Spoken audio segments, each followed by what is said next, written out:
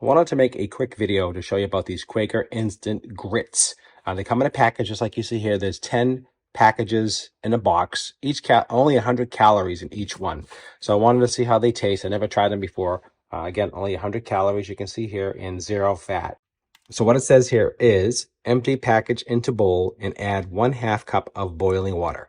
So let's go ahead and do that right now. And this is what it looks like, so you can see.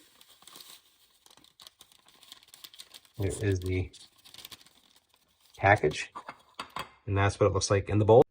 Okay, so now we're just going to add the hot water.